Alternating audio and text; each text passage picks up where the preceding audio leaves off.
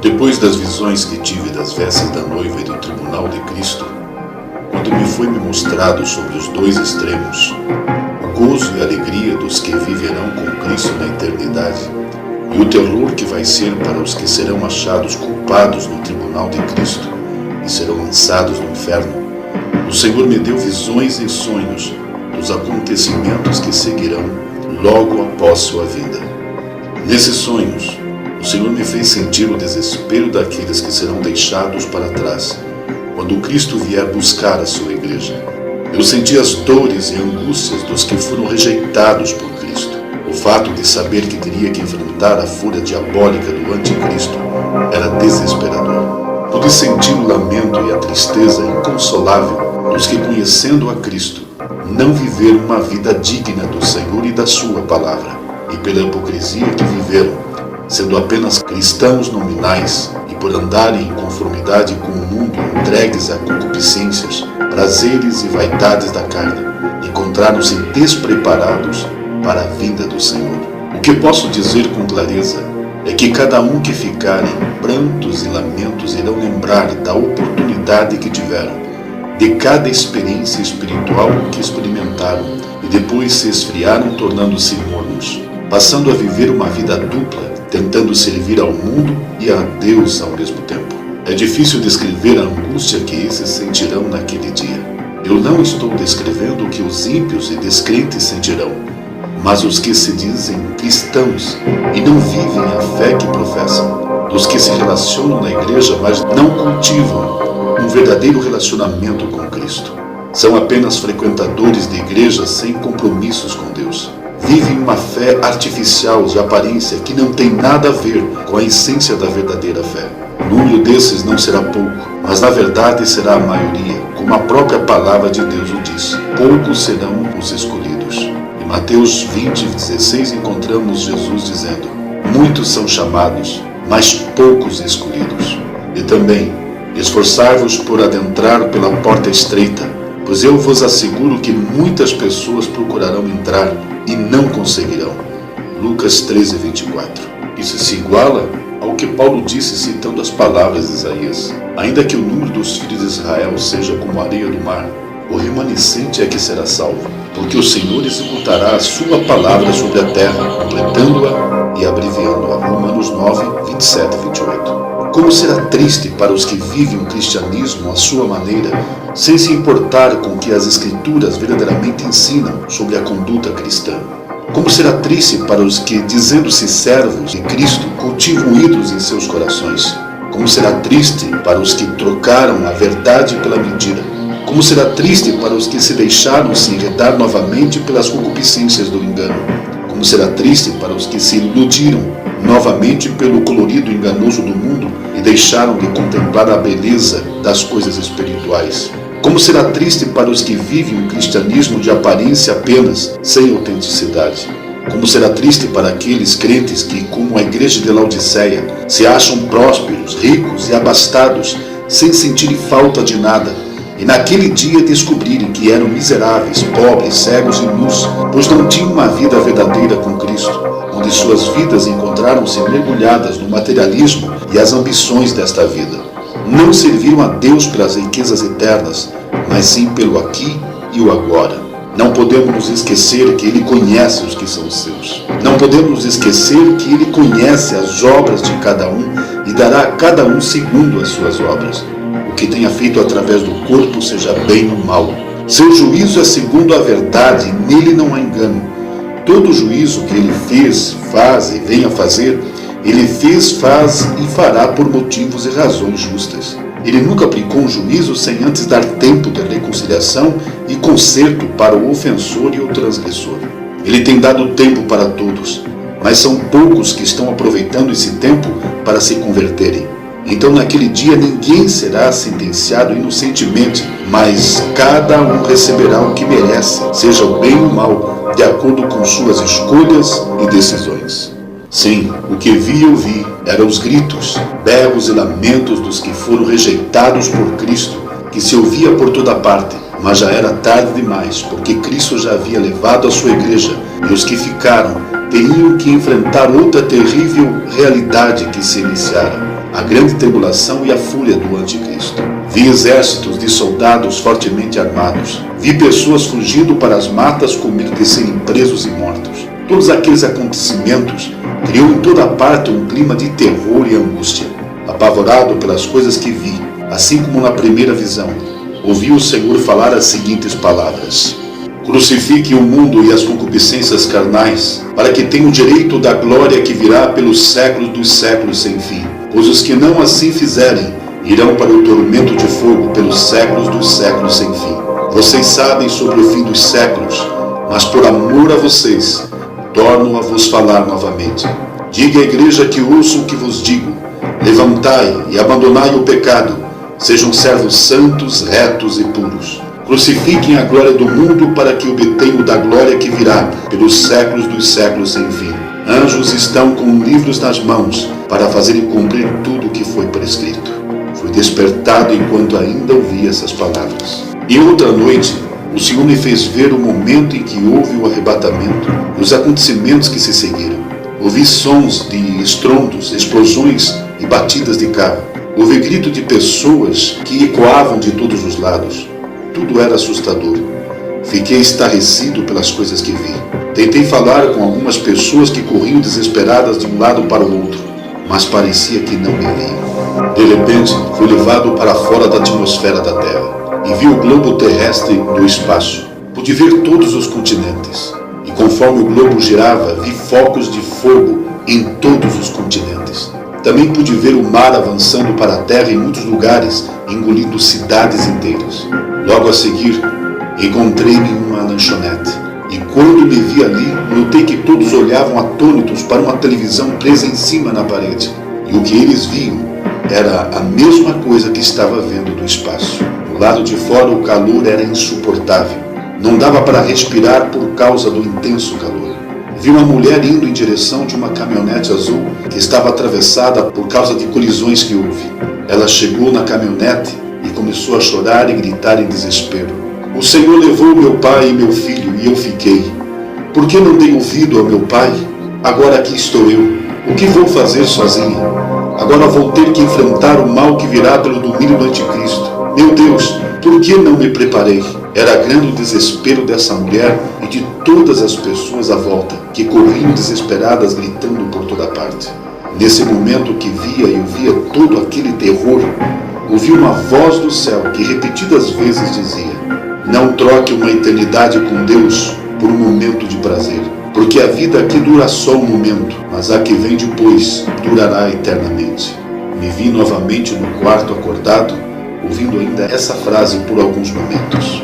Passado algum tempo, tive nova visão e sonho quando foi-me mostrado outros acontecimentos. Vi plantações novas sendo feitas de verduras, legumes e outros tipos de alimento. Ao olhar para o céu, era percebível a mudança brusca do clima. Tudo acontecia numa rapidez incrível. O aspecto do céu era como uma grande tempestade se formando rapidamente para cair sobre toda a humanidade. No final da visão foi-me dito: Amaury, relate tudo sobre o que você viu e ouviu. Saiba, porém, que muitos não vão crer nas tuas palavras, mas não deixe de falar, pois sou eu que te envio a falar sobre essas coisas. Também foi-me dito: há 3 tempos, e no final desses 3 tempos, o que te mostrei acontecerá. Armazene mantimento para um período durante esses tempos, pela fome que virá ao mundo. Em seguida me vi contando para as pessoas sobre tudo o que vi e ouvi, mas poucos davam ouvidos às minhas palavras. Recebi acusações como indigno de ter tal visão. Em resposta, eu dizia que estava cumprindo o meu dever de falar sobre o que me foi ordenado a falar, e que fizesse o que quisesse com o que lhes contava. Na continuidade, a visão que tive foi de familiares que se ofendiam uns aos outros por coisas banais, enchendo seus corações com sentimentos de mágoas e rancores, e envolvidos nessas coisas, em situações repetitivas, acabavam por não se voltarem para as coisas mais importantes, que é a vida espiritual. Em meio aos desentendimentos e embaraços, não se deram conta que o tempo passava rapidamente e o grande dia estava chegando, o qual encontraria muitos distraídos e desprevenidos, envolvidos com as futilidades da vida. Sobre os 3 tempos, não sei dizer quando será isso, mas uma coisa eu sei, foi muito real o que vi e ouvi. Nas visões e sonhos que tive, Deus me fez conhecer 3 extremos. Deus me fez ver e sentir a maravilha que será e o gozo que se sentirá quando os remidos vestirem-se com as vestes da noiva de Cristo. Deus me fez ver e sentir o quanto será terrível para aqueles que tiverem falta e pecados diante do tribunal de Cristo. Deus também me fez ver e sentir o terror de ser deixado para trás quando Cristo vier buscar a sua igreja. Eu pude sentir o desespero daqueles que serão rejeitados por Ele por não terem se preparados para a sua vida. Diante das coisas que o Senhor tem me mostrado e acabei de relatar, e sabendo o que dizem as Escrituras que declaram que cada um responderá por si mesmo no grande dia, pergunto a você, meu irmão e irmã em Cristo. Se hoje você fosse levado a se apresentar diante do tribunal de Cristo, qual seria seu veredicto? Como você se encontra espiritualmente? Que tipo de vida você tem vivido? Se Cristo voltar hoje, você está preparado para ir com Ele? Examine-se hoje a si mesmo. Acerta o que tens que acertar. Põe em ordem a tua vida e humilhe-se diante do Senhor. Naquele dia não terá nova chance, não terá voltas. De nada adiantará chorar e gritar pedindo por misericórdia, porque o tempo da graça terá terminado. Naquele grande e terrível dia, Jesus não se apresentará como o Cordeiro Santo que tira o pecado do mundo, mas como o supremo e justo juiz, que dará a cada um conforme as suas obras, conforme 2 Coríntios 5,10 está escrito. Porque todos devemos comparecer ante o tribunal de Cristo, para que cada um receba segundo o que tiver feito por meio do corpo, ou bem ou mal. Saiba que o julgamento será segundo o ensinamento de Cristo, conforme Ele mesmo disse: quem me rejeitar a mim e não receber as minhas palavras, já tem quem o julgue, a palavra que tenho pregado. Esse o há de julgar no último dia. João 12:48. Pense bem nisto, meu irmão. Seremos julgados pelos ensinamentos das Escrituras, pelo que deveríamos e não deveríamos fazer como servos de Deus. A coisa é muito séria. A vida cristã não é brincadeira. Por qualquer coisa podemos pôr nossa alma em jogo. Eu sempre digo isso. Nossa alma é por demais preciosa para colocarmos em risco, colocando nossa confiança em achismos e ideologias humanas. A base para toda a nossa vida deve estar no conhecimento e na prática da palavra de Deus e não nas ideologias humanas. Quando pensamos na possibilidade de usarmos aquelas vestes resplandecentes, somos tomados por uma alegria indizível. Mas ao pensarmos na possibilidade de sermos reprovados naquele dia diante do tribunal de Cristo e na possibilidade de sermos deixados para trás na sua vida, é apavorante.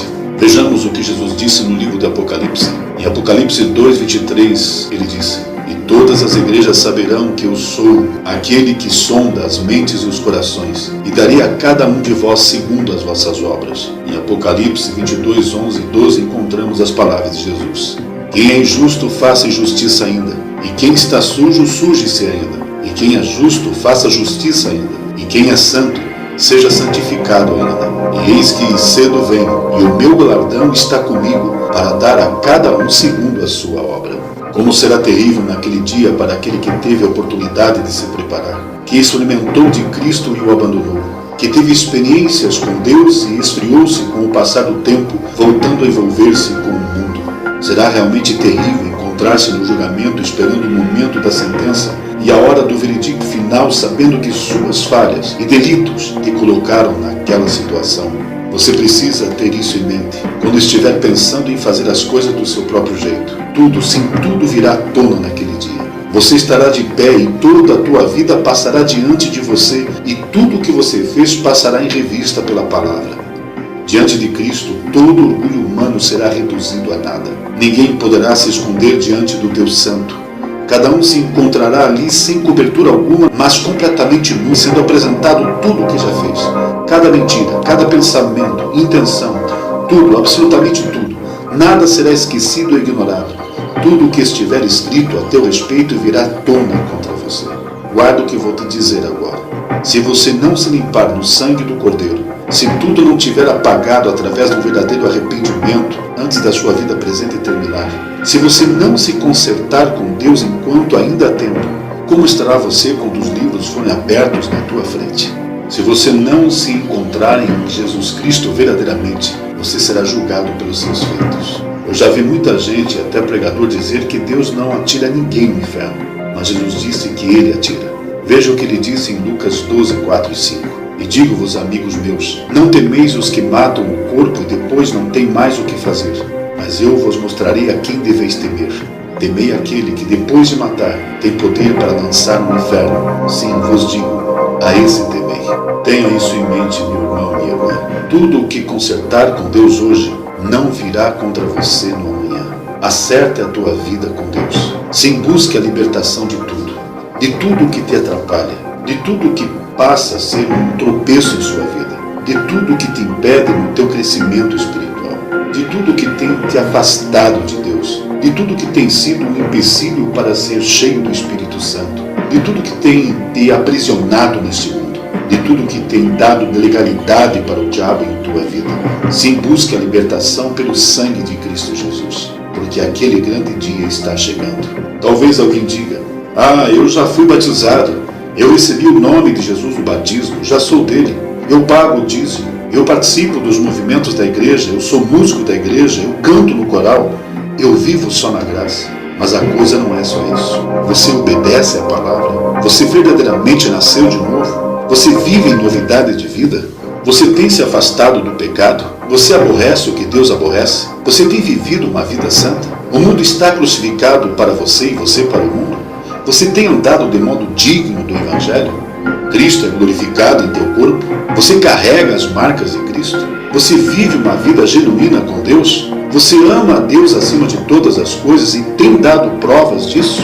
Você é uma verdadeira testemunha de Cristo? Medite e pense bem nessas coisas, meu irmão. Que essas experiências que tive sirva de um alerta para todos os que ouvirem este relato. Se você não for um cristão, converta-se a Cristo o mais depressa possível, enquanto ainda há tempo. Só há salvação através dele. Ele é o caminho, a verdade e a vida. Ninguém chegará ao céu se não for por ele. Se você for um desviado, volte-se para ele enquanto a porta da graça ainda está aberta. Se estiveres em pecado, desobedecendo a palavra de Deus, conserte a tua vida hoje, porque não sabes o que acontecerá no amanhã. O tempo está findando e agora é a hora de se consertar e não depois. Brevemente todos estarão ante o tribunal de Cristo. Estando perante ele naquele dia, nada mais poderá ser feito. Apenas receberemos o que nossos feitos mereceram. Urge que rasguemos nosso coração diante de Deus novamente e nos desliguemos de toda impiedade. Sobre esses dias Jesus disse: e olhai por vós, para que não aconteça que o vosso coração se carregue de glutonaria, de embriaguez e dos cuidados da vida, e venha sobre vós de improviso aquele dia, porque virá como um laço sobre todos os que habitam na face de toda a terra. Vigiai, pois, em todo o tempo, orando para que sejais havidos por dignos e evitar todas essas coisas que hão de acontecer e de estar em pé diante do Filho do Homem. Lucas 21, 34 a 36. Repito as palavras que me foram ditas em visão. Não troquem uma eternidade com Deus por um momento de prazer, porque a vida aqui dura só um momento, mas a que vem depois durará eternamente. Prepara-te. Jesus está voltando.